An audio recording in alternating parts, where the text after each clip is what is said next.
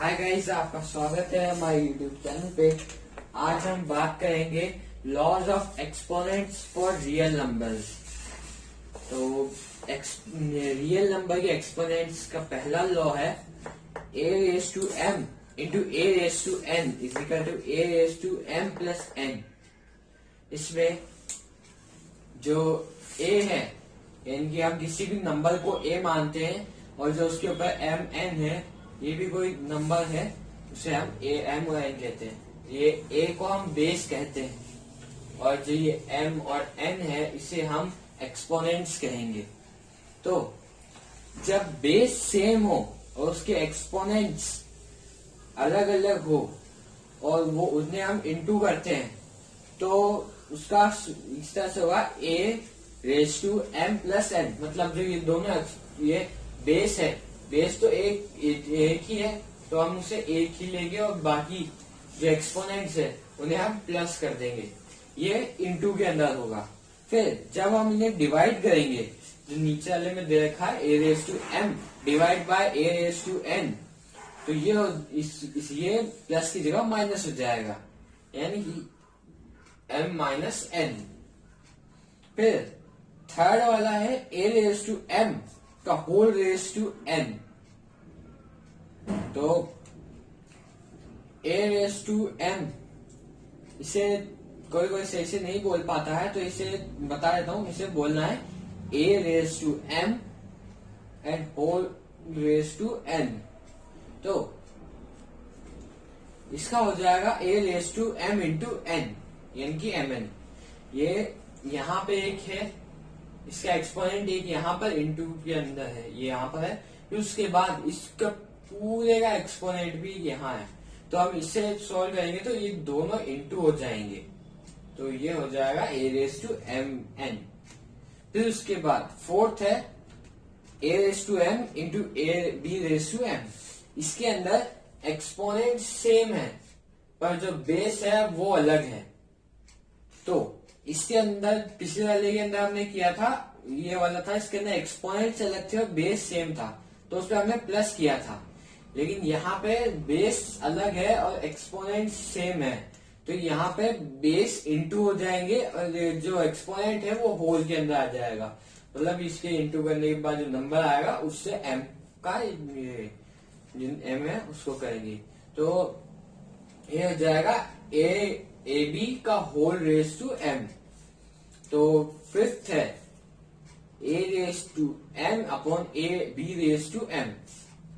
ये इसका मतलब वही है a raise to m divide by b raise to m. तो a raise to m divide by b raise to m होगा तो हो जाएगा ए अपॉन बी का होल रेज टू एम। फिर सिक्स्थ है ए रेज टू जीरो। जब किसी भी बेस का एक्सपोनेंट जीरो आए तो आप उसका होगा वन ही होगा, उसका आंसर वन ही होगा। फिर माइनस वाले एक्सपोनेंट्स के अंदर आते हैं सेवंथ एक्सपोनेंट, वो है उसके अंदर ए रेज टू माइनस वन। जब यहाँ पे इस तरह से माइनस वन हो तो इसका हो जाएगा वन अपॉन ए, क्योंकि ये इस तरह से है ए अपॉन वन। तो वन को अगर हम उससे डिवाइड करेंगे तो वही नंबर आएगा। तो हम इस वन नहीं लिखते हैं इसके नीचे, सिर्फ सिंपल डिजिट ही लिखेंगे, इसलिए वन नीचे रहता है। तो अगर माइनस वन आया है तो इसे उल्टा कर देंगे तो हो जाएगा वन अपॉन ए। फिर एट्थ है a raise to minus M. ये तो थी वन, अगर वन आया तो, लेकिन अगर एम का मतलब वन से ज्यादा आया था, जैसे 2, 3, 4 आ जाए, माइनस टू आ गया, माइनस थ्री आ गया, तो वो हो जाएगा a raise to minus m का हो जाएगा one upon a raise to m. इसके अंदर एम ये प्लस, ये इधर माइनस में था, नीचे जाने के बाद ये प्लस में हो गया। ये ए रेज टू एम का मतलब जो नंबर है उसको इससे इंटू नहीं करना है, जो बेस है, जैसे बेस ए है और यहाँ पे 2 है हमारा एक्सपोनेंट, तो 2 इंटू ए नहीं करना है, ए इंटू ए करना है। इसका मतलब ये है। फिर हमारा नाइन्थ एक्सपोनेंट है ए अपॉन बी का होल रेज टू -1। जहां हमने इंटू के अंदर किया था वही सेम हमें अब डिवाइड के अंदर करना है। तो डिवाइड इंटू में भी हमने किया था, सिर्फ वन के ये ए के नीचे 1 था तो हमने 1 ऊपर गया और ए नीचे आ गया। तो यहाँ पे भी डिवाइड -1 है, इसमें भी हमें सेम करना है। तो नीचे वाला नंबर ऊपर चला जाएगा, ऊपर वाला नीचे आ जाएगा। तो बी ऊपर गया, ए नीचे आया तो हो जाएगा a/b। इसमें 1 हट जाएगा, ये जो 1 है एक्सपोनेंट का ये हट जाएगा, इसकी जरूरत नहीं रहेगी। फिर आ जाएगा, फिर 10th है a/b whole raise to -m। जो 8th वाला है सेम वैसे ही है। तो यहाँ पे b ऊपर जाएगा, a नीचे आएगा, तो b/a। और जो m है उसका माइनस हट जाएगा, m वही रहेगा। तो ये हो जाएगा b/a का होल रेज टू m। तो ये हो गया।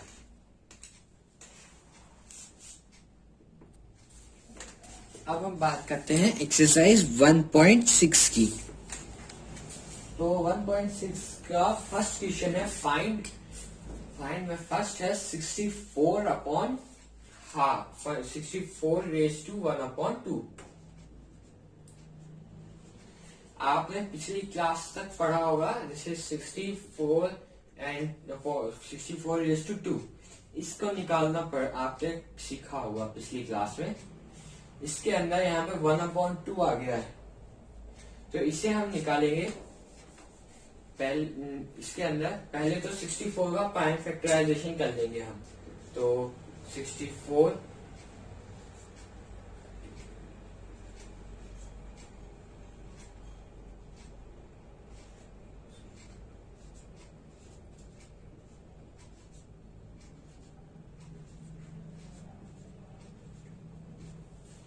तो इसके अंदर क्या है, 2 आया है, 6/2 आया है। हम एक बार इसका पेयर बना लेते हैं। इसके अंदर 3 पेयर बने हैं 2 के, तो हम 2 को 3 बार इंटू करेंगे, 6 आएगा।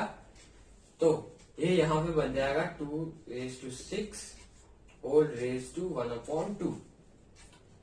तो ये इस तरह से ये बन चुका है हमारा।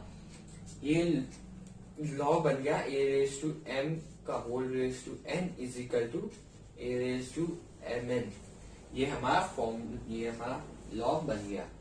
तो अब हम इसे सॉल्व करेंगे तो होगा 2 रेज टू 6 इंटू 1/2। तो अगर 2 को 6 से काटेंगे तो 3 आएगा, और ये हो जाएगा 2 रेज टू 3। तो अगर 2 को हम 3 बार इंटू करेंगे तो आ जाएगा 8। आप चाहे तो इस तरह, अगर आपको समझ में नहीं आ रहा हो कि कौन सा नंबर आएगा, तो आप इस तरह से करके देख सकते हैं। और अगर आपको आता है इसे डायरेक्ट करना तो आप डायरेक्ट 8 भी लिख सकते हैं। तो ये फर्स्ट हो गया।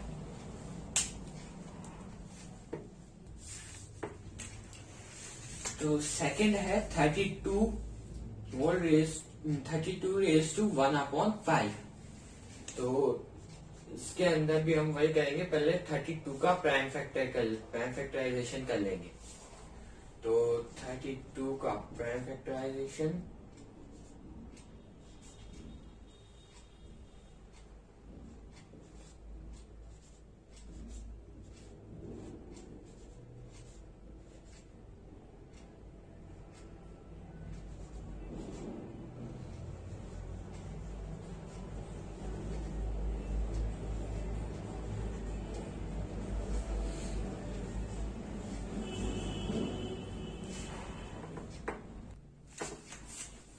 इसमें इसमें 2 5 बार आए हैं, तो यानी कि यहाँ पे आ जाएगा 2 raise to 5 whole raise to 1/5। यहाँ पे आप जैसे 2 के 3 पेयर बन रहे थे उसमें, तो हम 3 इंटू 2 करके 6 आ गया। इसमें 3 के 2 पेयर बन रहे हैं, एक सिंगल है। तो ऐसी कोई जरूरत नहीं है पेयर बनाने की। आप 2 4 5 बार हुआ है तो यहाँ पे 5 आ सकते हैं। हाँ, अगर बीच में कोई दूसरा डिजिट जैसे 3 आ जाए तो फिर दूसरा तरीके से होता है। अभी हम तो ऐसे ही करेंगे। तो इसके अंदर फॉर्मूला लगेगा a raise to m whole raise to n is equal to a raise to m n. तो ये हो जाएगा 2 रेज टू 5 इंटू 1/5 ये हो गया 2। तो सेकंड का आंसर आया है 2। अब थर्ड है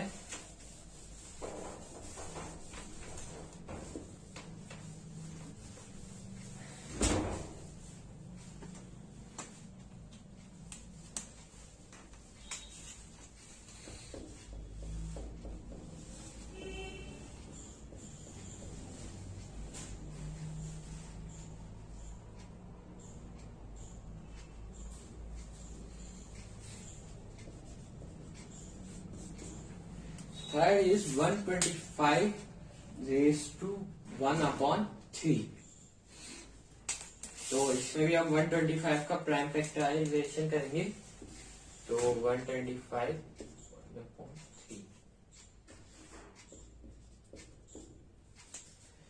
प्राइम फैक्टराइजेशन में एक बात ध्यान रखिएगा कि सबसे छोटे नंबर से पहले इसे देखना है।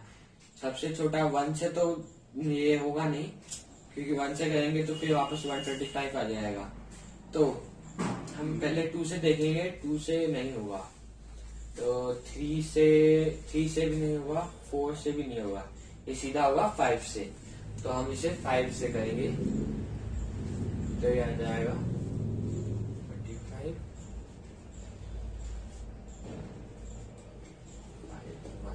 तो 3 बार आया इसलिए जाएगा 5 whole raise to 3 5 raise to 3 whole raise to 1/3। तो ये इसका बन गया। अब इसके अंदर नोट डालेंगे।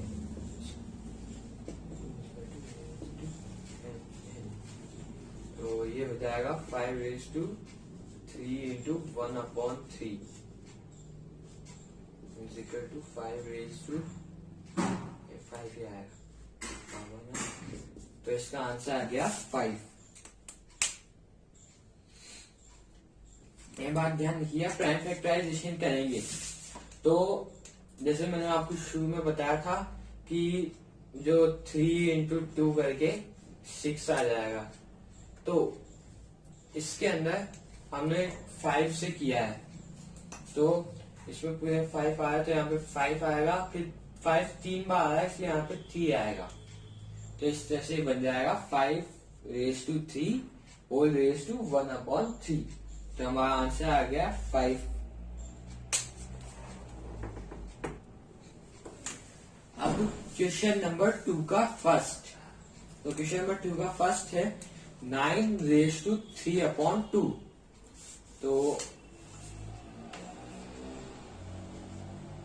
तो हम 9 का भी प्राइम फैक्टराइजेशन निकालेंगे। तो 9 का प्राइम फैक्टराइजेशन